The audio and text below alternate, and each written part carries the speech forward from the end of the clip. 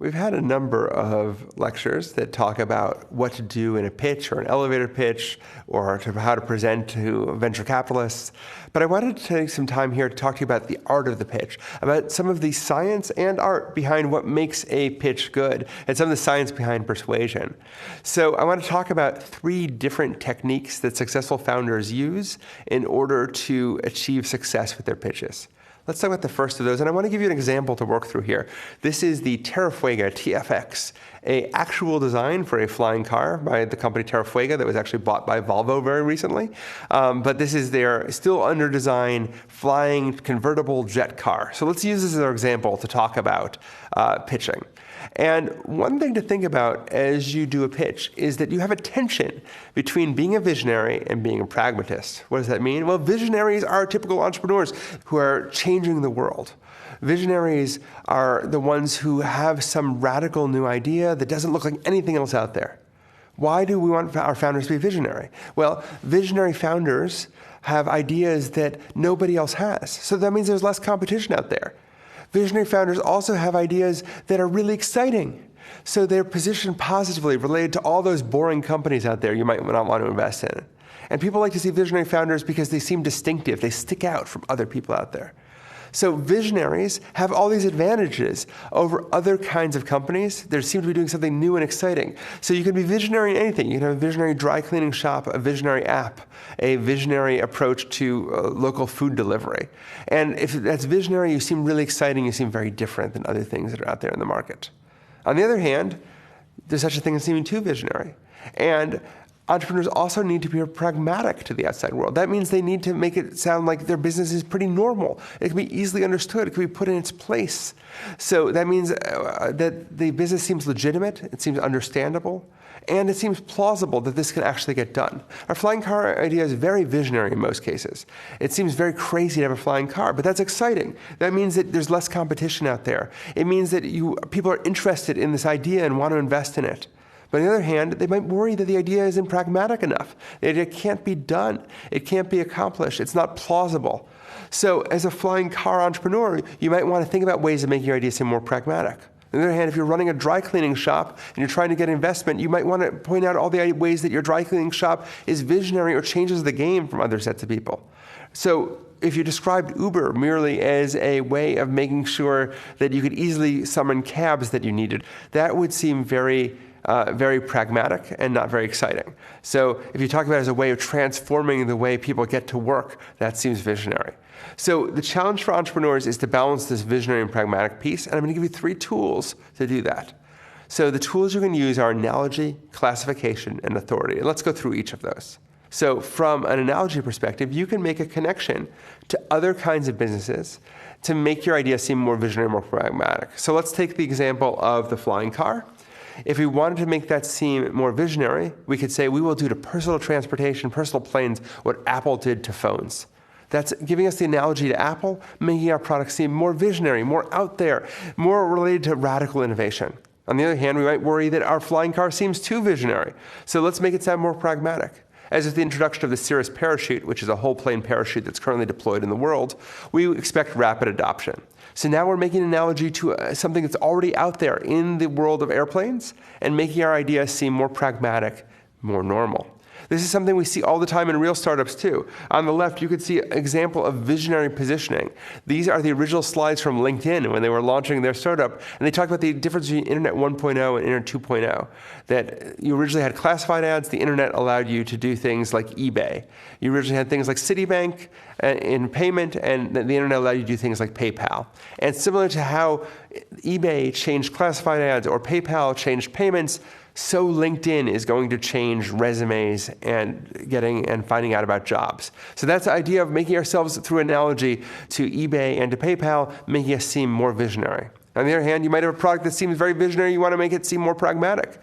On the right, you can see an example of a startup that was creating medical health records for dogs and cats. And this might seem very visionary, so instead they make an analogy to a very pragmatic idea, which is medical health records that are already being used for humans.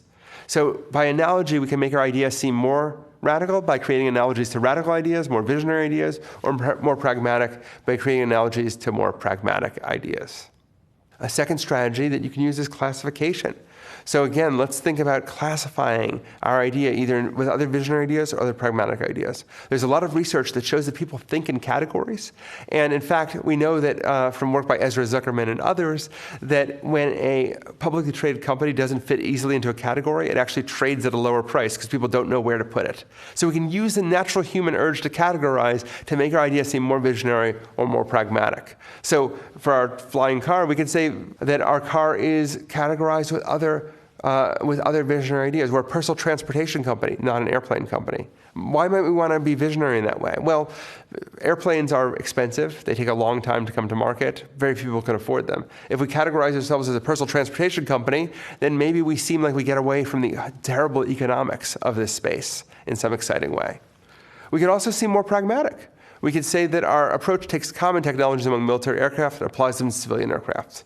Now we're classifying ourselves as the military to civilian transfer, a well-understood category in the airplane industry, and we seem like a more pragmatic approach. Again, this isn't just about flying cars. On the left, you can see one of my favorite examples of classifying yourself as visionary. This is the stock price for Kodak, the picture company. In the middle of 2017, Kodak decided that they were suddenly a Bitcoin company, a cryptocurrency company. And what you see is what happened to their stock price after they decided they were a cryptocurrency company. It shot up and later dropped back down. But it's crazy that all this company had to do was recategorize itself as a cryptocurrency company, and suddenly their stock was trading at a higher price. That's an example of using classification to seem more visionary. You can also use classification to seem more pragmatic. On the right, you can see a marijuana startup. And what they wanted to do with their startup, the website that was selling their cannabis products, was they didn't want to make it look drug-related. They wanted to make it look like Amazon. So they're classifying mentally this product as looking more like conventional e-commerce companies and less like a drug startup company. So you can use classification to seem either more visionary, like Kodak did, or more pragmatic, like this cannabis company did.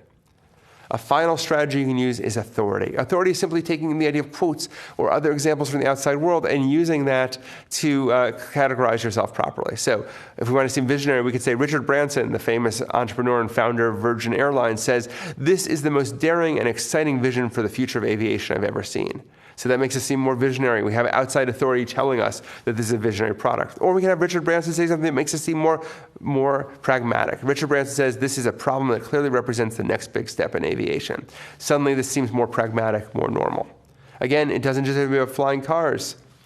On the left, you can see this great quote from Steve Jobs: "This product will be as big as the PC. Maybe bigger than the internet," said John Doerr, one of the original venture capitalists who invested in Netscape. Anyone guess what this product is? I'll give you a second.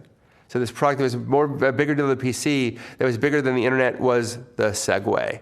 So this two-wheel scooter, basically a go-kart missing its last two wheels, suddenly seems like the most exciting thing in the universe. And the president of the United States at the time actually rode on one because of these quotes from authority that made it seem more visionary than it was. On the other hand, you can make an idea seem pragmatic. So here's an example of rapper DJ Jazzy Jeff endorsing a product and saying that this is just like going to the gym, making a connection to a regular, easy-to-use kind of product. So you can use these arguments, analogy, classification, and authority to make yourself seem more visionary and more pragmatic. Successful entrepreneurs think about balancing what parts of their business are visionary and what parts are pragmatic, and use these tools to set themselves in the right direction.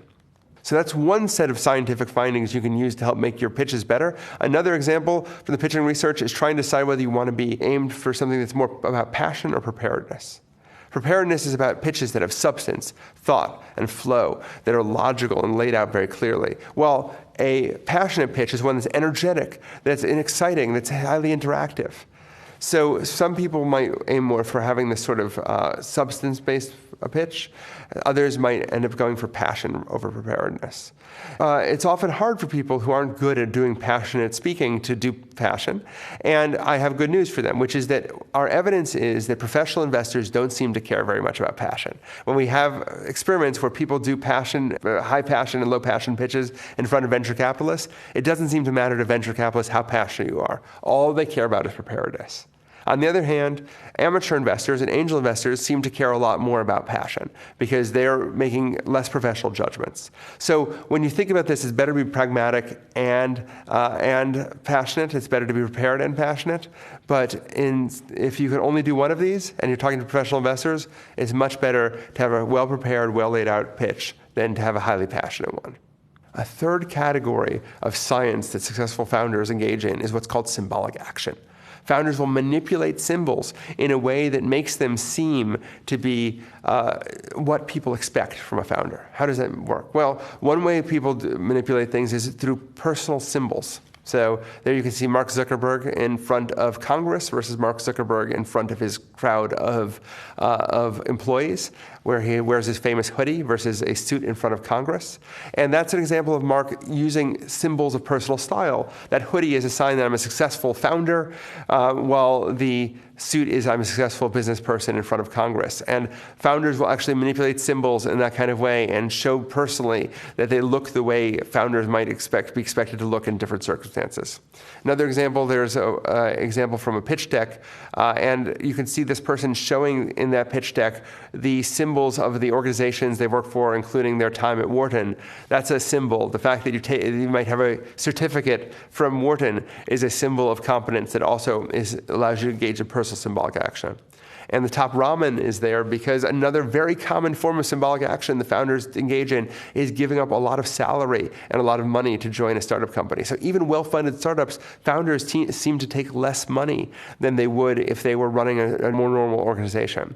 Are they doing it to save money for the company? In some cases, yes. But in other cases where a founder has already raised a lot of capital, the amount of money that they would get as salary wouldn't make a material impact on the success of their company. But they still give up a lot of salary. That's a form of symbolic action to indicate to your investors that you care so much about this company that you're willing to give up salary, even though that may not actually be serving a useful purpose. That's symbolic action. Another thing successful entrepreneurs do symbolically is they make sure they have spaces that look the way that entrepreneurs are expected to have when their investors come and visit them. So that might be a WeWork building. That might be sitting on those giant inflatable balls that you see there. What are the expectations of a space in your area? If you're running a lab and you have investors coming by, you might end up wanting to make that lab look more labby if you're doing a medical device startup, for example, and have everyone come in white lab coats and use pipettes all day long, when normally your lab space looks disorganized and people are eating food everywhere. So the idea that spaces meet expectations is another form of symbolic action that entrepreneurs engage in. Entrepreneurs also think about achievement symbolically. So getting on that Forbes 30 under 30 list, showing prototypes, showing awards. Those are all the kinds of things that entrepreneurs engage in to show that they are symbolically heading in the right direction. Finally, successful entrepreneurs will show ties to prestigious stakeholders. In a somewhat negative example, that list in the lower right are the stakeholders who are involved in Theranos, which was a startup that was just accused of massive fraud as of the time this is being created, and had a blood test that never actually worked. Now you'll notice that all those stakeholders had almost nothing to do with the medical industry. They were all very prominent people. But the fact that they were prominent people like former secretaries of state or secretaries of defense was actually considered an indication this was a successful product. Symbolic action rather than showing real results. So successful entrepreneurs think about symbolism and use that successfully in their pitches. So in the art of the pitch, you want to use the science and art behind pitching. You want to balance the visionary and the pragmatist. You want to think about managing style and substance, thinking about passion and preparedness, bias towards preparedness. And you want to use symbolic action to convince people you're the entrepreneur people think you should be.